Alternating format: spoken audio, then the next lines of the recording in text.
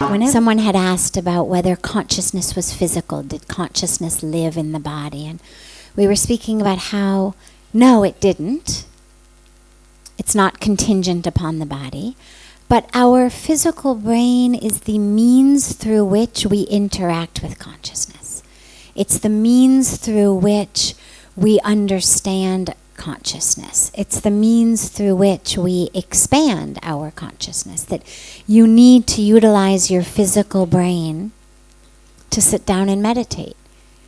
The physical brain is what chants our mantra. And as superficial as that sounds, it actually brings a whole new importance to the place of the physical brain. But so now she's saying, well, if people have neurological problems, does that mean that they can't experience consciousness? No, it just means they experience it differently. It means they experience it differently. But if they come on in, it's okay. They experience it differently. The example when I gave yesterday, and I said, I've got 5 senses to know you. I've got my eyes, I can see you. I have my ears, I can hear you. I have my hands, I can touch you. I have my nose that could smell you. I have my tongue that could taste you. So I have 5 ways of knowing you exist. If one of them doesn't work, I'm going to rely on the others.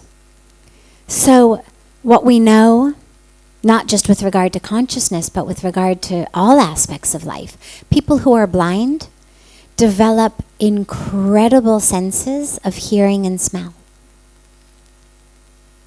They're much more attuned to sounds and smells than other people are. You enter the room, they know it's you by the sound of your steps versus the sound of someone else's steps. By your smell. Even you've bathed, you're not using perfume, it becomes a heightened sense. And neurologically, literally, those areas take over sight in the brain. So this is what, for me, is so exciting about the brain, is it adapts, it changes.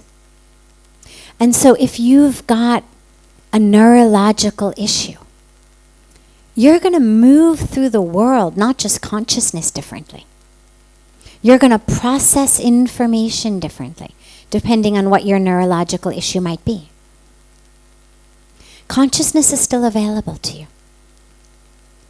As long as your brain is functional and you can access it and you can utilize it, you can evolve spiritually.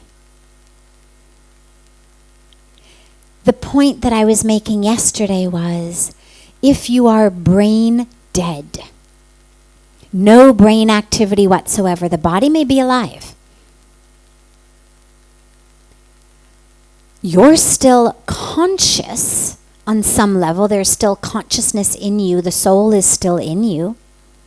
But you're not able to interact with that consciousness. So if you are brain dead, you're not able to do things like meditate or chant your mantra. Now, what is it like to be brain dead? I have no idea. Is it the best state of meditation that none of us can get to? Maybe. Unfortunately, it's like those questions about life after death. People don't come back to give us the answer.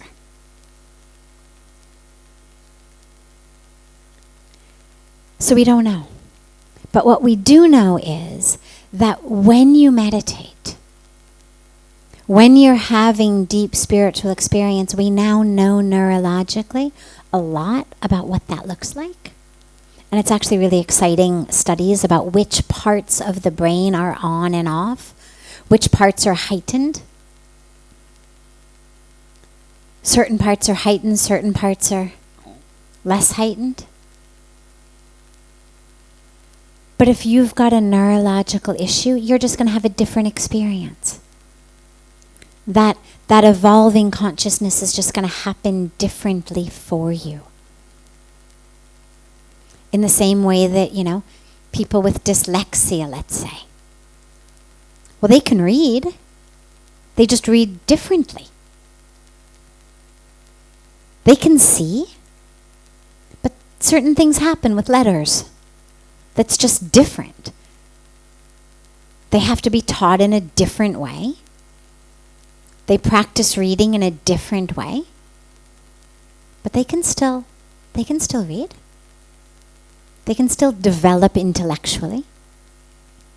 You just have to go about it a different way. So yeah, as long as you've got the ability to have an interaction with your own mind and consciousness, whatever that may be, that can keep evolving. As long as there's an aspect of you that is able to look at your consciousness, you can keep evolving.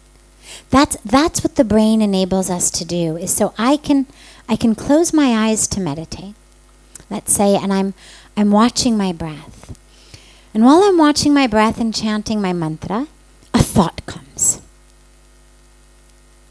Oh my God, I forgot to take the clothes out of the washing machine. Okay. Now my mind is on the washing machine. Okay. And those wet clothes, oh my God, they're going to start to smell. Okay, I've got to remember to get those. Well, I'm then going to bring it back.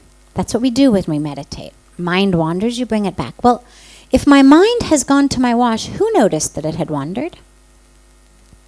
Who brings it back? That ability to look at our mind is us using our brain for consciousness. It's us using the physical brain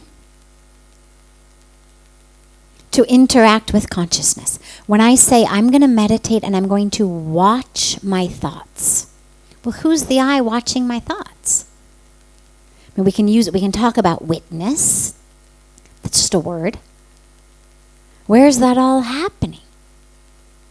Well, it's happening in my brain. There's certain drugs you could give me that would render my meditation really different.